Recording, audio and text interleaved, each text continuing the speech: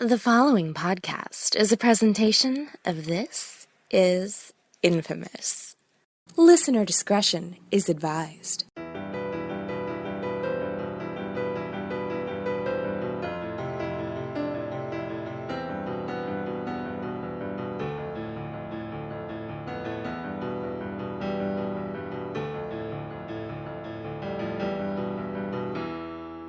Welcome to Just the Worst Movie Review Podcast, episode number 26 to be perfectly precise.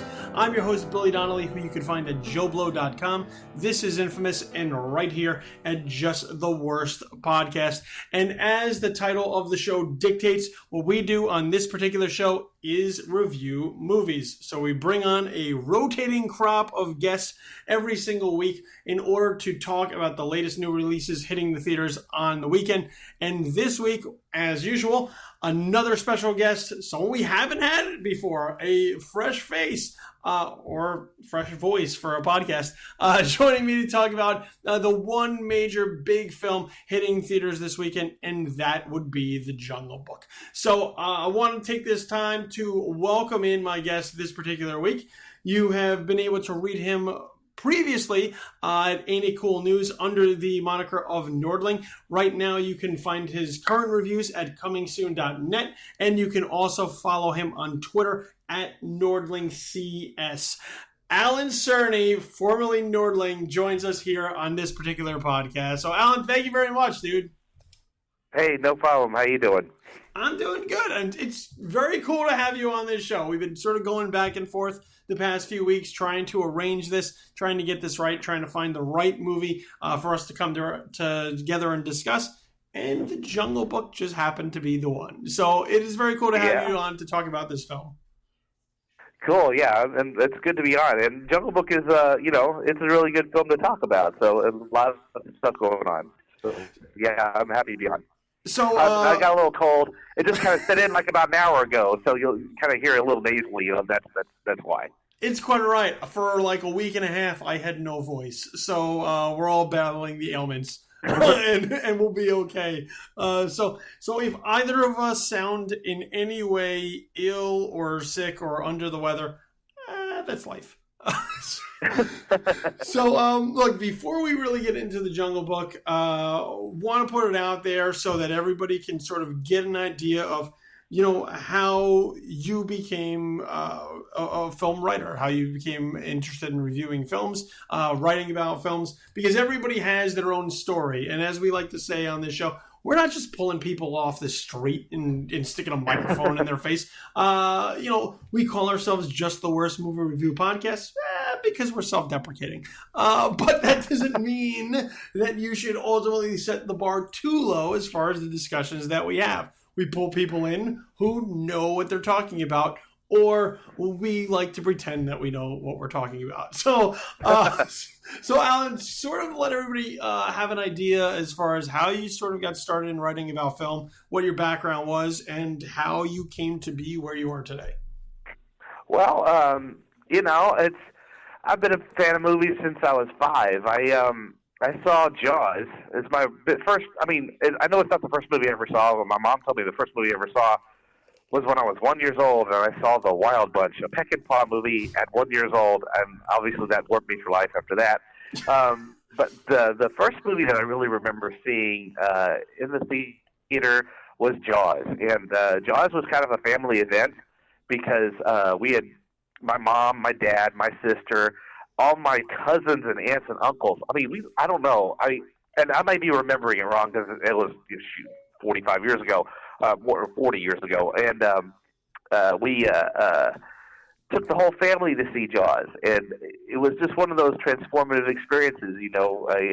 I remember first freaking out about the shark, being scared of the shark, and so I would go to the library and read every book I can about sharks because I wanted to know everything about sharks. And then after I finished those, I said, okay, now I want to know how they did that. I want to know about movie making, and that's kind of when the bug hit me, and ever since then, I was, just crazy, movie crazy as far as I can remember, watching Siskel and Ebert on television, reading Pauline Kael. Even at a young age, I was reading Pauline Kael. And then, the internet comes around, and then websites like Ain't It Cool and Chud and Coming Attractions, and they kind of hit your fix, and so I just interacted with people online about movies and being a fan of film, and then I started writing at Ain't It Cool. Started really slowly and would submit a review or two. And then, in 2010, I started kind of writing full time and writing reviews and news. And then just this year, I started writing for ComingSoon.net. And I just love movies. I love writing about them. I love watching them. Obviously, I love, like my favorite directors are, Spielberg, Kurosawa, Spike Lee. I just like talking about movies. I really enjoy it. It's one of my life's pleasures. I don't know what it is about film that just got me excited, but I just am. That's kind of hard to explain. You find that one centerpiece in your life that just makes you really happy, and you just want to keep doing it forever and ever, and that's movies for me. Well, it's better than drugs. It's cheaper than drugs until you get to the collecting aspect of it, and then then you next thing you know, you've got Mondo posters all over the wall and vinyl soundtracks of rare films that nobody knows about, and then you realize, well, yeah, it's a drug. It basically is. It's and you can't stop getting the fix. Like, you always want to watch something new. Even there's those times where you're just sitting around like on the couch in the middle of the afternoon and you're flipping through and you go, oh, I never saw that. And it may not even be anything all that spectacular. You just go, well, I want to see in case I missed out. And that's how you wind up having seen Negotiator like 89 times. Which is a good movie. But, even the bad movies have something worthwhile in them. And it's funny because I have a phrase about cinema, and I know it sounds trite and kind of cliche and stuff, but I like to say, for me, the movie screen isn't a window, it's a door. And what that means for me is that I don't just watch on the sidelines on the outside. I'm involved. I'm inside. I've been invited into it. And so when I watch a film, it is very much like a cathartic experience that I've had in my life. Just as genuine as things that have happened to me personally, a film can affect me that way. So that gets me really excited, especially when you see a movie that some movies are harder to get into than others. Some kind of want you to have that distance, and then some of them like just invite you in full throttle, like the Spielberg film. All Spielberg movies are like that, in my opinion. And you're just in it. It's like you're a part of it, and that's kind of what cinema is for me. Well, that's a perfect transition, because I think it's a perfect time to open the door into the jungles of the Jungle Book. How I did that? That was really corny, but I'm going to do it. I'm going to ride it out anyway. So yes, the film that we're talking about on this particular episode, one major film hitting theaters this weekend, and that would be The Jungle Book. So this would be the live action / CGI reimagining of Walt Disney's 1967 animated film, which was based on the Rudyard Kipling books from yesteryear. Jungle Book is directed by Jon Favreau, and it features a voice cast of Bill Murray, Ben Kingsley, Idris Elba, Lupita Nyong'o, Scarlett Johansson, Giancarlo Esposito, Christopher Walken, and stars and introduces as Mowgli, the young boy named Neil Sethi, I think. I think I'm pronouncing that right. I hope I didn't butcher his name. And basically, if you're familiar with the Jungle Book, you kind of have an idea of how this goes. But if this is your first exposure to the Jungle Book, it basically is the story of a young boy raised in the jungle by animals, who reaches a point where his safety is threatened by a tiger named Shere Khan, who has it sort of out for this boy being a part of the animal civilization. And with Mowgli having to sort of leave, he sets out on the path of self-discovery in a number of ways, ultimately trying to find his place in the world, whether it is in the man village, as they like to say in the film, or as a part of the animal kingdom. So I think that's about as basic a guideline as I can lay out as far as what the Jungle Book is about. And with that, we can get right into what the Jungle Book did for us. So Alan, I'm going to kick it to you. How did the Jungle Book play for you? I was very surprised, happily surprised at how well it worked for me. That kid, I mean, Neil Sethi basically played against nothing. I mean, it's, you know, one of my favorite parts of the film actually is that the final end credits is filmed in downtown Los Angeles, right? Yeah. And there's no, you know, it's like what, where, you know, but it's all green screen. I mean, even every blade of grass, as far as I know. I don't know how much was on set and what wasn't. It's really difficult to tell because he interacts with everything. But this movie, the entire weight of this movie is on this, 8-year-old, 9-year-old kid's shoulders, and the fact that he pulls it off. I mean, there are parts that feel, you know, you can feel like a little stage acting that he is acting a little bit, but I mean, I can get over that because I mean, kid's 8. It's his first major performance, and he's playing against nothing. He's basically Jon Favreau is just saying, okay, let's play pretend, and I'll film you pretending, you know, and he does a fantastic job. I can't say enough good stuff about this little kid. I really, really liked it. Now, people who are familiar with the novel, and you know, there's never really been a film that's been close to the works of Kipling, because Kipling and the ideas of what Kipling had and what this film is trying to say are really different. Kipling was really kind of about man's mastery of the jungle and growing out of the jungle and mastering nature. And then the Jungle Book isn't really about that. It's about how, you know, making peace with nature, making peace with your home. And it's a little different, you know. There's a lot of themes that are different. But I thought it was just fantastically well done. The voice acting is really terrific. One of the things that I was worried about, didn't know if it would work or not, is because, well, you're going to have Bill Murray as Baloo, you're going to have Christopher Walken playing King Louie, right? You have these moments in the original animated film. There are songs, there are classics, everybody knows them, and you're trying to figure out, well, how are they going to put them in here? And you know, you're thinking, well, are they just going to nod to it, or are they going to full-fledged do it, full-fledged sing these songs? And they kind of find this weird halfway point, right, where they find, you know, it feels genuine in the movie, but it's not a full-blown musical number. It's just really singing, you know.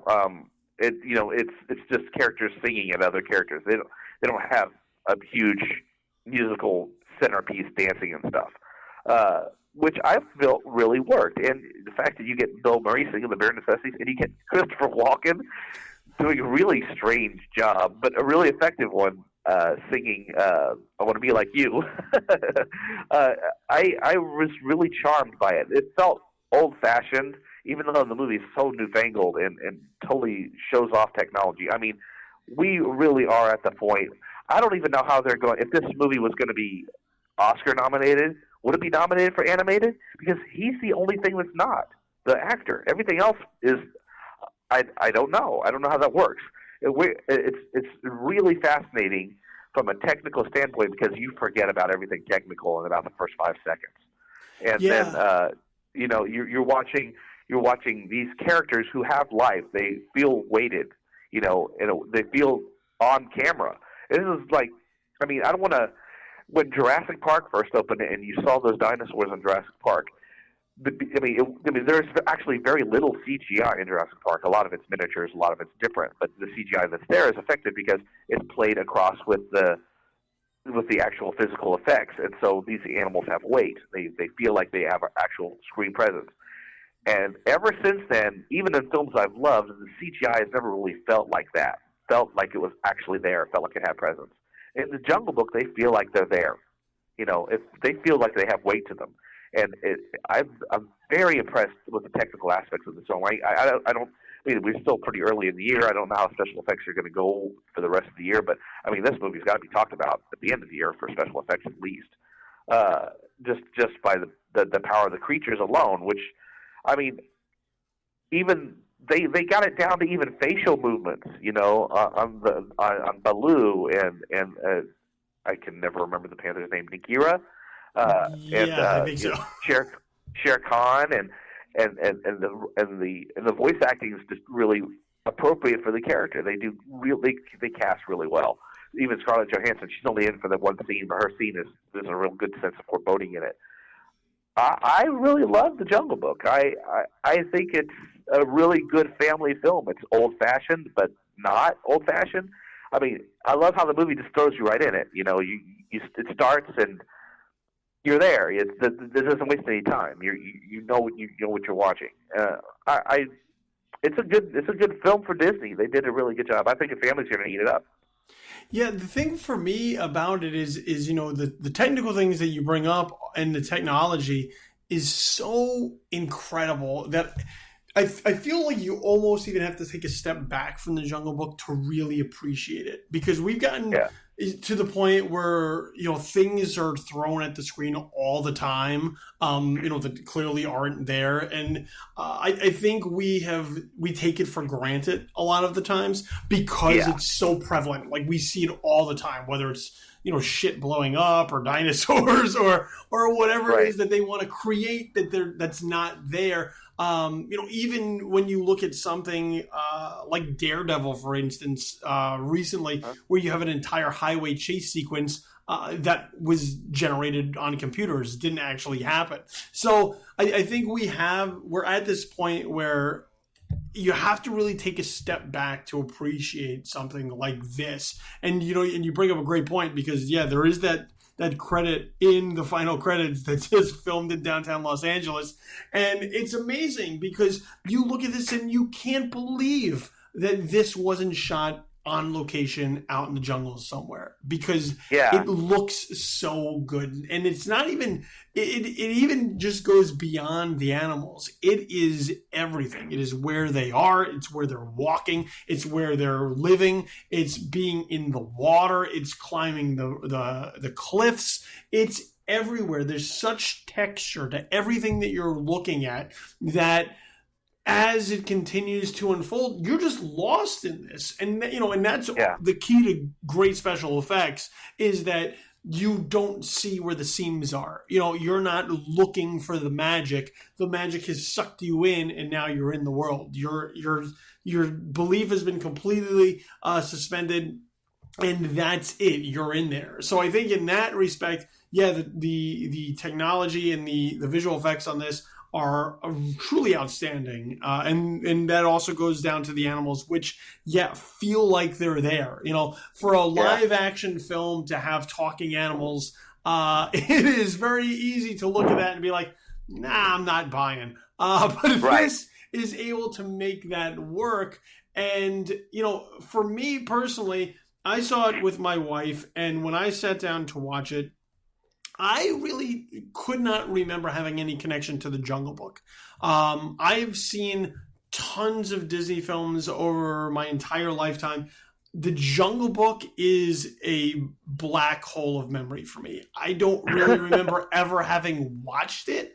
I don't really ever remember seeking it out to sort of fill any type of void. I may have seen it at some point in time, but I feel like it just sort of washed over me. So I didn't have any true connection to those characters dating back to the Disney animated film. I think my real mainline connection to the Jungle Book was watching Tailspin when I was growing up, and that was about it. So to sort of watch the story unfold, the film grabbed me, and I also had a horrendous screening experience, which is where I can also speak to the credit of how well this film is coming together.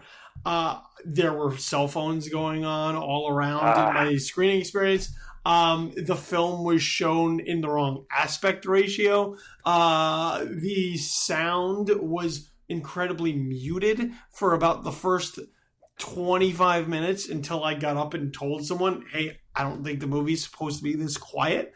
And yet through all of those distractions, I was still able to find myself drawn into the film. So look, that's a credit to a film right there. If there's all kinds of crazy shit going on around me and I'm having trouble sort of getting into it, and then it kind of just clicks, that I think is a testament to sort of what Favreau put together here with this particular film.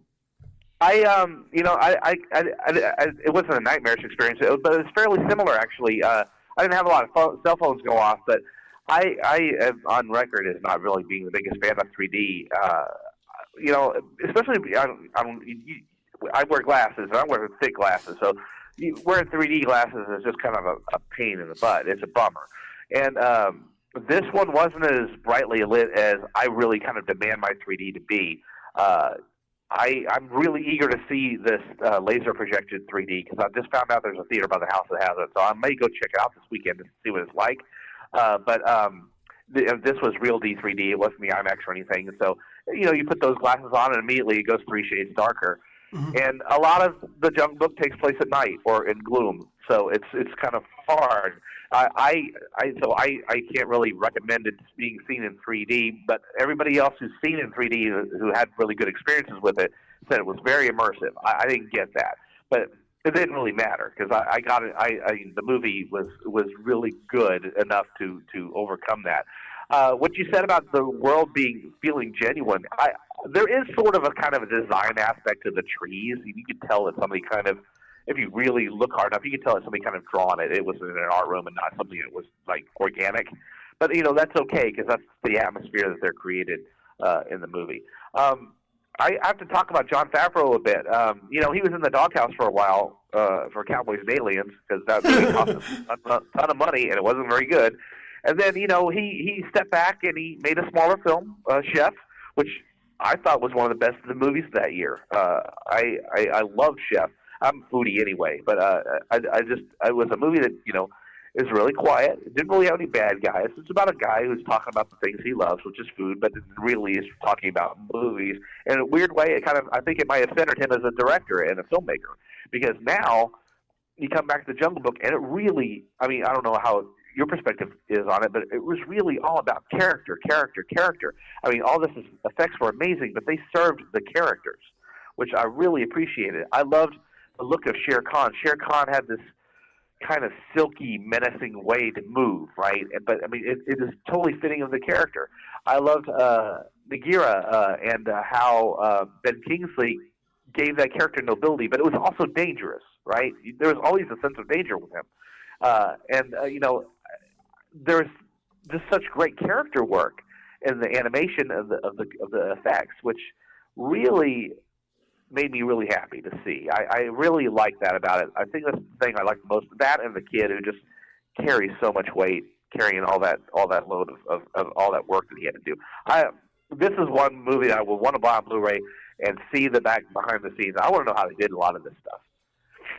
Yeah, you look at the characters, and it's great that you bring that up because they are very uniquely drawn. No two characters are the same. They all have sort of their own role in, sort of in the animal kingdom. Whether it's the panther or it's the tiger or it's even just the birds or the alligators or the bears. They all have sort of their own role, and each one is very uniquely carved out to make each one of those characters stand out. Anytime, even the tiniest character who may show up and just have a line, you go, well, that feels uniquely different from everything else that I've seen in the film. So, yeah, and to sort of bring up, where the emotional weight and how the film even feels grounded with talking animals, live action talking animals, mind you. To see them animated, it plays one way. To see it actually in the physical world, I think it plays really well for the subject matter that it's dealing with. But I think Shere Khan and Idris Elba's performance there is really the key to it because the film needs that sort of villain to really raise the stakes for everything that's happening. And I think that character is played so well. And Idris Elba plays him a very, this is a very vicious, ruthless character that also is not over the top. He's very calculated. Well, is very sort of thoughtful, and every action that the character does has meaning. So it's nothing is wasted with that character. If that character is going to act in any way, it's going to be in a way that you are going to take notice of, and as a result, it's going to add something into the film. And I thought that was the one character for me that really sort of brought the film together, is that even when that character is not on screen, even when that character isn't a part of the action that you're watching, he sort of just hovers and lingers over everything that's happening, because you know that at any moment in time he can show up, but you also just have that sense of danger built in, and it comes very early. It comes just from a first scene where he shows up that you go, all right, this is a character that needs to be watched out for. Right. And that sort of adds a lot onto the film, as opposed to sort of just, well, let's just take a kid and we'll throw him in the jungle and yeah, it'll be great because the animals talk. Yeah. Well, the thing about Shere Khan that's so great is that, you know, just in watching the history of Disney films, man is the interloper in the jungle or in the forest, you know. So the stuff that he's actually saying has some precedent. He might not be wrong about Mowgli, you know. I mean, they are kind of breaking the rules by having him there. He is man. They're animals, and man is the interloper. Now he has also a personal stake in Mowgli because of things that happen in the film, but he has a position that isn't entirely unjustified, which makes him a fascinating villain. You know, you know, in the scheme of things, in the scheme of the life that they've created there in the jungle, he's not wrong. He's also, I mean, he's a jerk, right? He lords his power over all the other animals, which is really primarily why he's a villain. But you know, all it took was for some of the animals to go, you know, man with the red flower, when the fire brings and destroys the jungle, and that happens all the time. We're harboring one. He isn't completely wrong. What if they had turned on Mowgli? They could have done that, and you know, he could have done that. I think actually his arrogance works against him, because they don't automatically just don't want to hear what he has to say because he's such a jerk. And so you know, but again, he isn't wrong. He isn't wrong. It's interesting the way the movie kind of churns the expectation around, because the movie doesn't really end the way the animated film does, and doesn't really end a lot of the other makings of the Jungle Book, and doesn't end like the book does. So I mean, it kind of sets you up for a possibility that you might not expect. But I don't want to spoil the ending. But you know, I really like that about it. I like that it surprised me that instead of a movie about humanity kind of growing out of the jungle and finding its way back to its home, it's trying to find peace with nature and peace with the animals, which I really dug that aspect of it. Yeah, you make a great point as far as the motivations with Shere Khan and his sort of mindset, because I find that the best villains that you ever really come across are the ones that truly believe in their cause.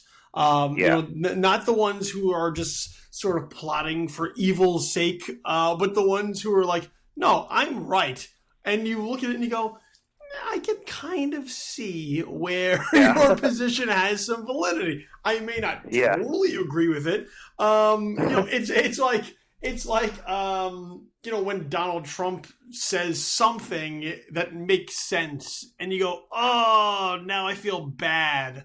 Because broken clock is right twice a day. Because of all the other things that come out of it. So it's like that, and it's fascinating to watch that character. And then it's also fascinating to sort of watch, you know, once again, how the other animals play against that, because yes, he does sort of lord his power and his skill and the danger that comes with him over everyone. He's just a looming threat all the time. But he's the other key is that he's also not just words. He's not someone that just talks a big game. He will do things along the way that make you take notice and go, oh, he's the real deal. Like he's not he, you know, like and cause you to really sort of sit up and go, okay, no, this is a real situation that we're dealing with out here in the jungle.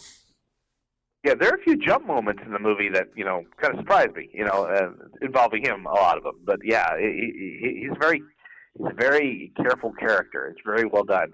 I'm curious to see how littler children will see the film. It doesn't get dark, but there are moments that have genuine threat, and that's another thing that I liked about it because I mean, I'm 46 years old. I've seen a lot of movies, and I've seen a lot of movies when I was a kid, and I'm sure you could probably agree. There's a general shift from family films made maybe in the 70s or 80s, where there actually was genuine danger involved for kids or for characters that are in the movie, and then somehow that gets softened a bit, right? I was really happy to see that come back. I mean, Mowgli is in danger. Like 80% of the time he's in the movie, something's either eat him, or he'll fall, or he'll drown, or something could happen. And there's a big sense of danger in the movie, which I really liked. It was a true adventure movie in that respect. Yeah, I'm of the belief that every once in a while we really should sort of just scare the shit out of children. And this is coming from, and I'm a dad, so like I have two kids, and I'm with you because going back to those movies that I sort of grew up on. I mean, look at something like The Never-Ending Story. Like there's some truly emotionally scarring moments in a film like this that when you're like 5 or 6, you're like, wait. That's just oh man, and it sort of hits you, and yeah, I think that we have sort of softened it a bit. I do think that there are that it's sort of healthy to sort of scare children a little bit in this kind of way, like in this kind of environment. Well, it's a safe zone. It's a movie theater. It's safe. But it teaches them. I think it teaches you something too, to sort of understand this range of emotions, that it's okay to be sort of frightened by some things or to feel afraid for someone else, because ultimately when they triumph, it's going to make you feel better. So, and there are those, there are plenty of films like that I grew up on along the way that really played with children in danger at times. And I don't necessarily think that there's anything wrong with that. I know usually when I go to see a family film, I do try to take my kids to go see it to sort of not only see how the film would play for me, but also how it plays for children. And I have a son and a daughter. My son is 7. My daughter is now 4. And they weren't really crazy about going to see this one. I thought it might be a little too much for my daughter. My son looked at it and he saw a couple of moments in the trailers, and I think he just thought they were pretty intense. And as a result, he was like very arm's length, like, I don't know about seeing that one. So I don't think it's necessarily that bad. There are a couple of moments that may be jarring. It is still softened danger. While it is out there, I don't think it's anything worse than if any of your kids saw Star Wars: The Force Awakens. As far as that is concerned. So if there's any any worry about, is it too much, with the animals and any sort of fright moments, I don't think so. If your kid sat through Star Wars: The Force Awakens and came out and was like, that was awesome, then they'll be perfectly okay with the genre. Yeah. It's just funny. The special effects are so good that I don't know if a child can appreciate that. No, they can't. Well, they filmed in the jungle. In Star Wars, they're in space, man. This is just a jungle. I see that all the time. It's like, you don't understand. That's not even really there. But it's kind of hard to put that across to kids how incredible this stuff is to people who are like us, who see every movie that comes around, and you watch this and you're just stunned by the artistry on display. But it's so good that it might be ignored, Listen, I don't know that there are certain adults that fully grasp how good this thing looks. Yeah. So, I'm right there with you. I want to talk about a couple of the other roles that come up throughout the film. One of the characters that I was sort of worried about as far as the voices is concerned was Baloo being voiced by Bill Murray. I'm a Bill Murray fan. But I have also found that the last couple of years, Bill Murray seems to be coasting a little bit on being Bill Murray. And just sort of getting into Bill Murray shtick, the way that like Robert Downey Jr. always seems to be some level of Tony Stark at all times. I find that now Bill Murray sort of plays into everyone's perception of who Bill Murray was. And, hearing Baloo talk and hearing Bill Murray come out, I thought it was first jarring a little bit just because it's easily recognizable as Bill Murray. But once again, because of the way that the film all works together, with not really anything sort of being fragmented or compartmentalized, the way that the whole jungle seems to come together, I settled into him pretty easily, and I found that him and Neil Sethi as Mowgli just had a really good chemistry working together off of each other.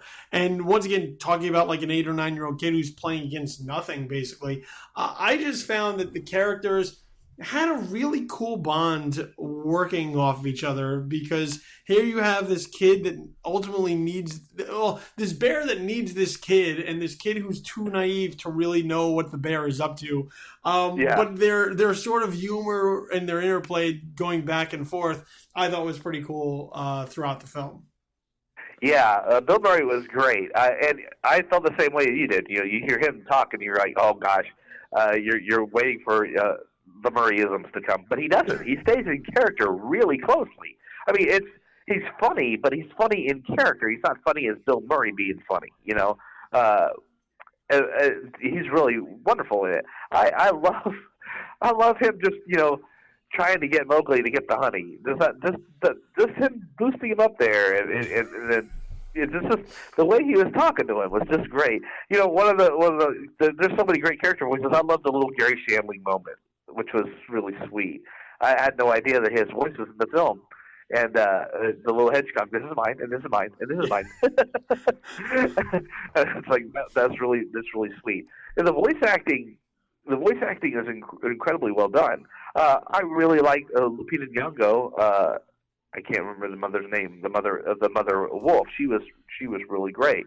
But yeah, the rapport between Baloo and Mowgli is genuine. And again, this is one of those movies where I'm really going to want to see. But I don't even know if the actors were on set on this. I have a feeling it might have been at some point, because just to have him interact, to see the pacing and everything, and how they would, do the voiceovers and everything. I would imagine they had to a little bit. But yeah, the scene, the bare necessities scene, where he's riding on top of him in the river, and they're singing, and they're playing and carousing. That scene is incredible to me. I was just grinning from ear to ear at that moment, because I know the song. I know the way that's presented in the cartoon. And like I said, in the cartoon, these songs are big musical numbers. It's not just the singing. There's dancing and characters moving around. But here, these are little moments of respite in the jungle. These are moments between two characters, and they're just singing to each other. And there's a genuine bond. There's a genuine power in that. I really love the way they did that. I read some reviews that said, well, the musical numbers weren't really effective to me because they didn't go all out. Well, it's not that kind of movie, because this movie is trying to keep one foot in reality. It is a heightened reality, it's obviously, because there's talking animals.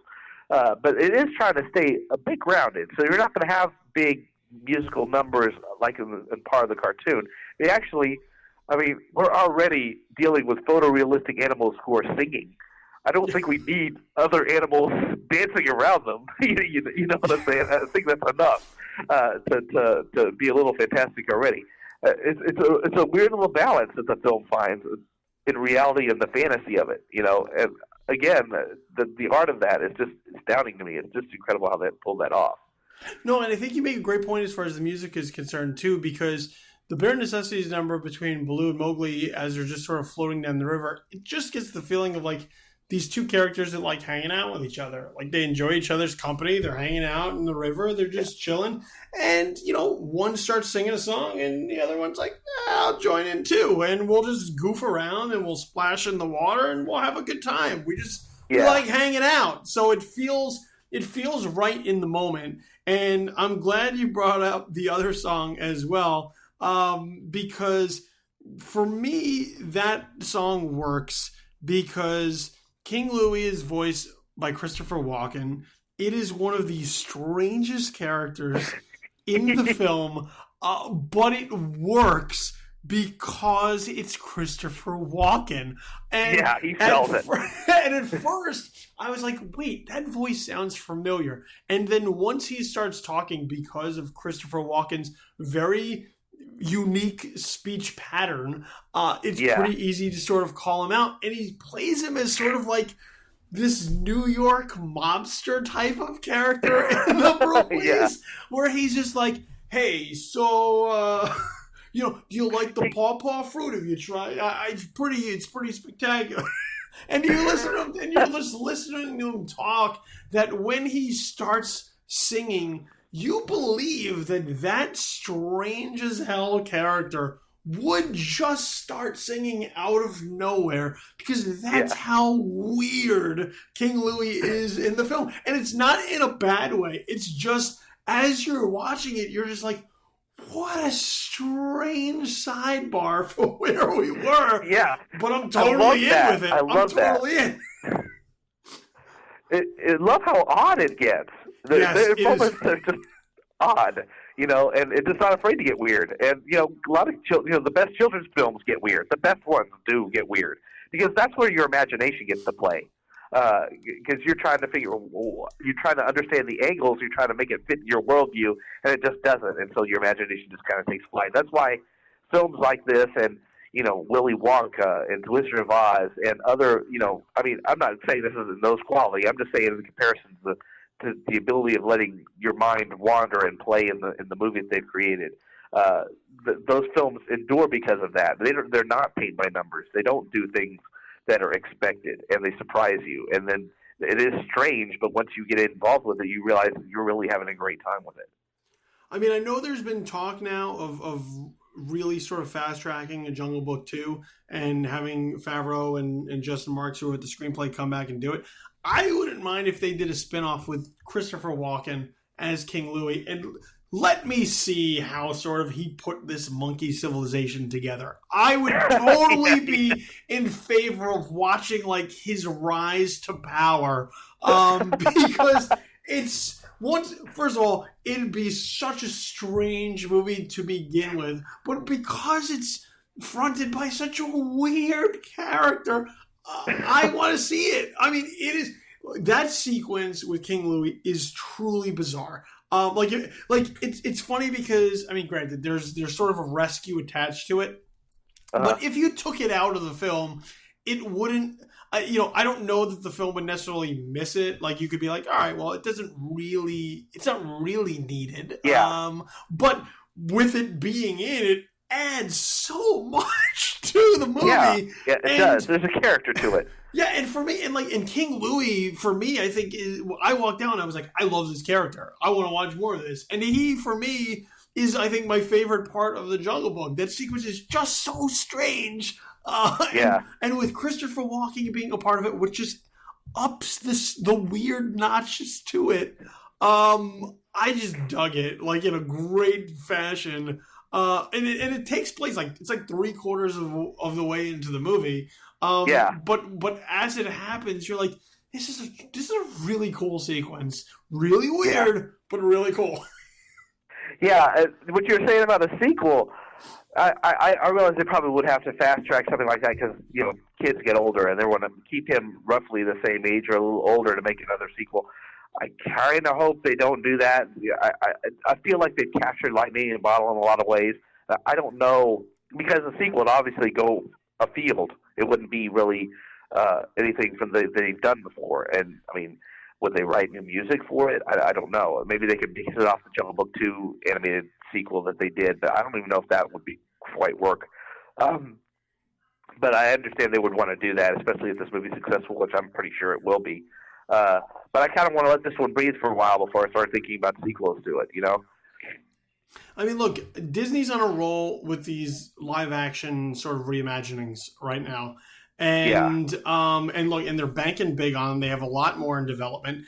And when they first came about, I was really sort of skeptical of it because, they did Cinderella and they did Maleficent, and I was like, you really need to see these movies again? Like, Yeah. who isn't that familiar with these stories that you wouldn't just go back to the animated features, the classic animated features that have been around forever, and sort of just watch them again? Like, what new could be brought to the table with these? I was wrong. They have been really knocking them out of the park. Maleficent, I'm kind of on, but I thought Cinderella was really fantastic. I think the Jungle Book, awesome. Yeah, I think the Jungle Book is really good. I would like to see it again in a theater where not everything goes wrong, to see how nicely I can settle into it right out of the gate and see how, if it plays better for me upon a second viewing. But this live action approach of sort of taking these old animated films and putting a new spin on them, a fresh coat of paint, so to speak, by doing them in live action, I think it adds something to the film in a number of ways, because you are seeing real people in these situations. They're a little bit easier to identify with than just sort of animated or drawn characters.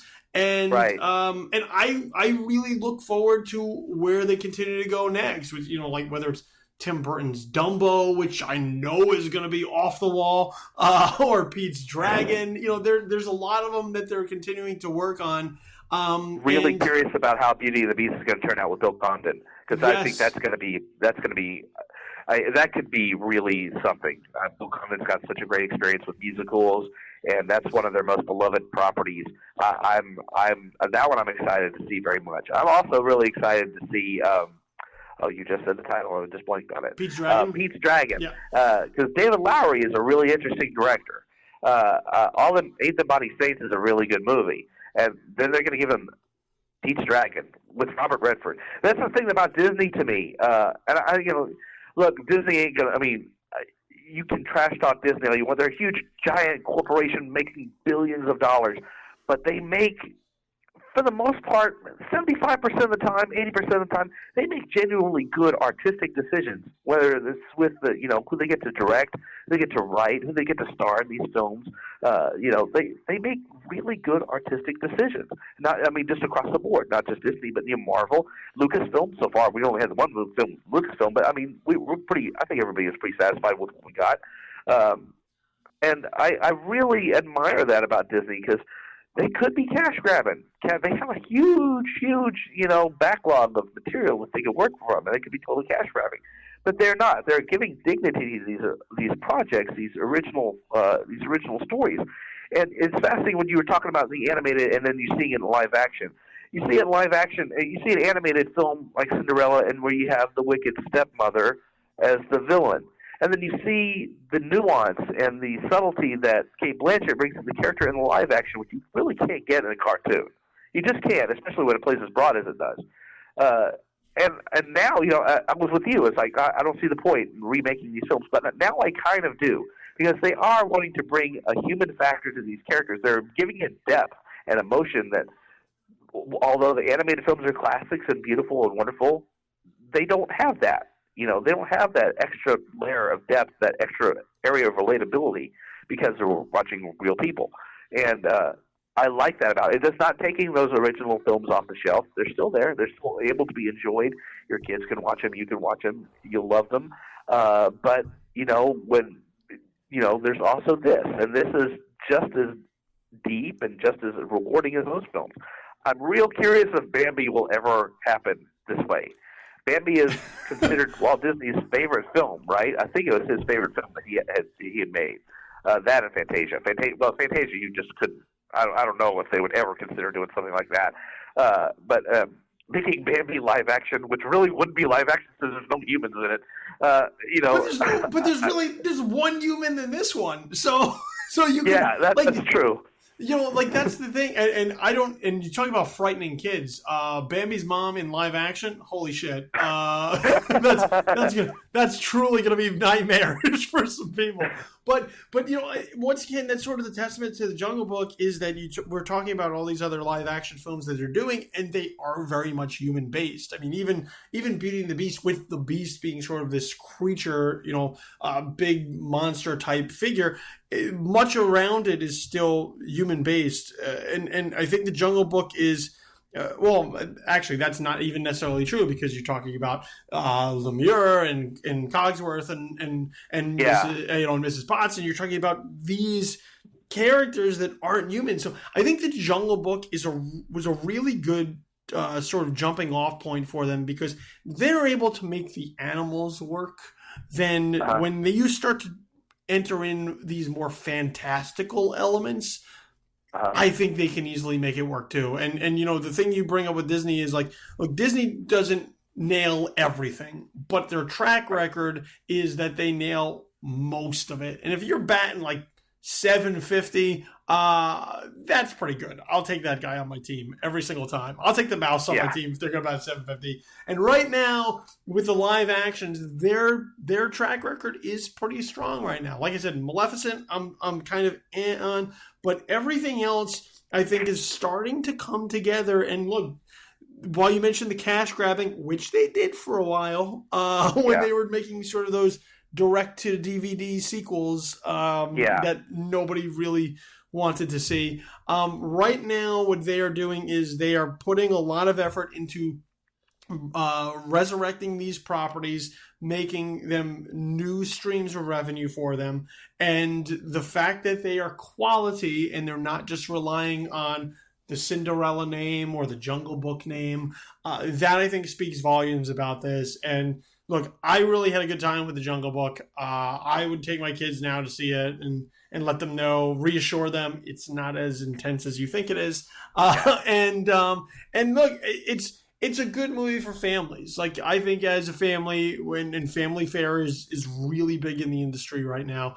If you're going to go and round up your whole family to go out and you're going to spend all that money on the tickets and the popcorn and the candy and whatnot to go out, and you want to make sure you're getting your money's worth, I think the Jungle Book delivers in that respect. And I would clearly recommend that one to anybody to take their family, or if even you just want to go see it by yourself. I think you can do that too. Yeah, I want to see it again. I want to see it again in 2D just so I can get a good feel of the texture of the film because that's just how I prefer it. But yeah, if you do see it in 3D, do a little research beforehand. I mean, it's hard to do, obviously. Some theaters are really good about it and some aren't. If you have a area theater that has really good quality, the people there care about their product, and they change the bulbs and the projectors once every month or so, then yeah, you can check it out that way. Because I could tell that as 3D goes, like I said, I'm not the biggest fan, but I can tell as 3D goes, people who like that aspect of film will really appreciate what they're doing here, because it is really a world that they've created that is really impressive. I do want to see it in 2D though, just because just how I like to see movies.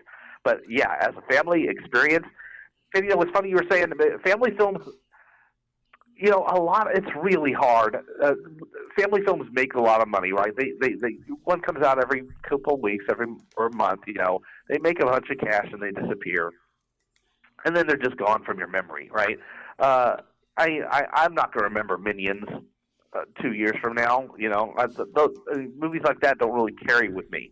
But when a family film does have a real great story, really well told, emotionally resonant, and you can watch it and cherish it. Those are a big deal because those are the things that your kids remember later. Those are the things that kind of take seed in their mind and then they build it later. So, I mean, I'm not putting it up in the quality of these kind of other movies, but films like Star Wars, films like Babe, films as good as they are, that are family films, and The Jungle Book. This movie is a really good film. They find life in children's minds a lot more than Minions. Okay, a lot more than films that are selling toys. And that's to me that's the really big deal for me on this film.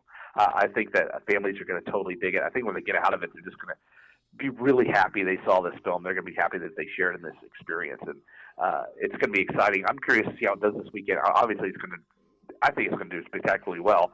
But it's so weird. Summer's starting in March now. I guess it's a 5-month window now instead of last year was April. Now it's March, and who knows? It may be just a year-round spectacular in about 5 years. Yeah, when summer starts in January, I'm gonna raise my hand and reject. I was like, wait a second, guys, I need a break just give me 3 weeks break. Let's just start in February. Just leave January to the garbage you want to continue to dump. But let's not do that year. Okay, right. I need something to trash. Yeah, I just need a break. I need something to know that I don't want to see. At some point, I just need to decompress for a couple of weeks. Right. And look, and as far as seeing it, I would recommend seeing it in IMAX. Even with the IMAX 3D, I think if you can see this on a really crisp projection, with sound that is just surrounding you, I think that's the way to sort of experience.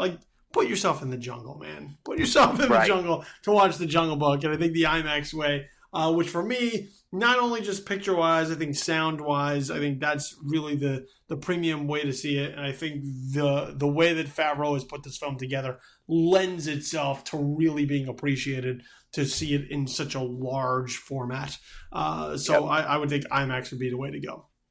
So yes, I agree. So to recap, 2 pretty high recommendations, both for myself and from Alan on The Jungle Book. For families, for grown adults, for single people who got nothing to do, The Jungle Book is one absolutely worth going to see and really look at it and appreciate it because it is a technical marvel. To see a film like this shot on sound stages with green screen and one human being who's an 8-year-old kid pulling it all together, and just to see Christopher Walken as King Louis. That, for me, that's worth your price of admission right there. One scene, but so weird. So gloriously weird. So it's great. It's great. Yeah, so that's The Jungle Book for you, ladies and gentlemen. So absolutely go out and check this one out. And Alan, before I let you go, let everybody know right now where it is that they can find you on the interwebs. I write for comingsoon.net, and you can find me on Twitter at NordlingCS, NordlingCS. See, so there you go. So make sure you follow all of Alan's work. Always interesting to read. And he comes at it from his perspective. So whether you agree with him or don't agree with him, what does it matter? Sometimes he brings a fresh perspective for you to be able to consider and say, I didn't think of that. And that's the reason why we do what we do to begin with. So, so make sure you follow all his work out there on the interwebs.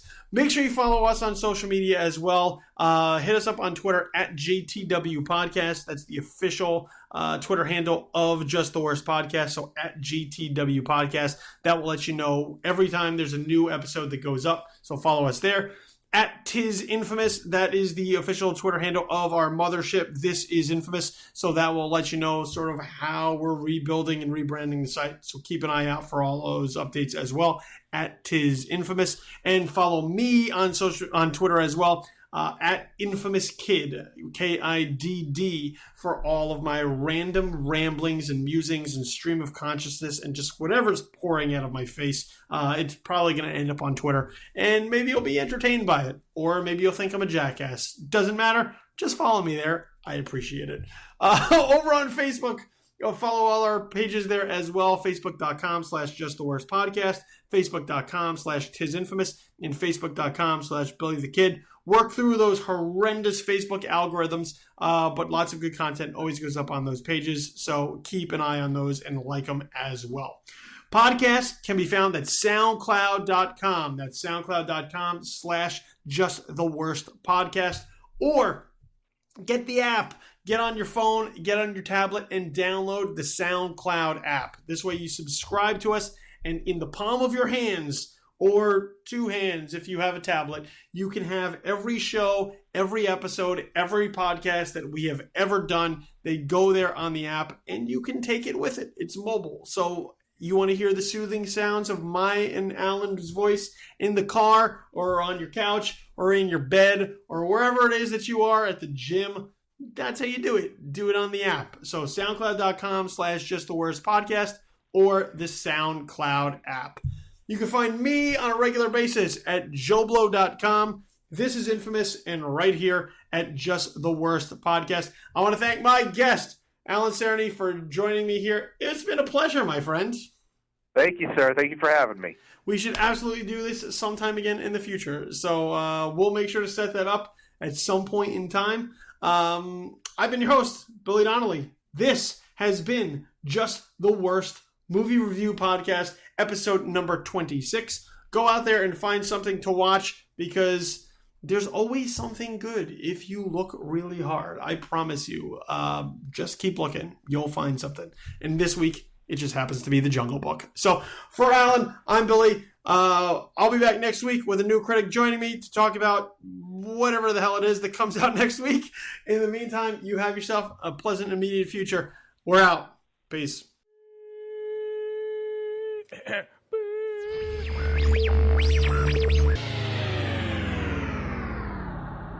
Just the Worst Movie Review Podcast, episode number 26, has been a presentation of Just the Worst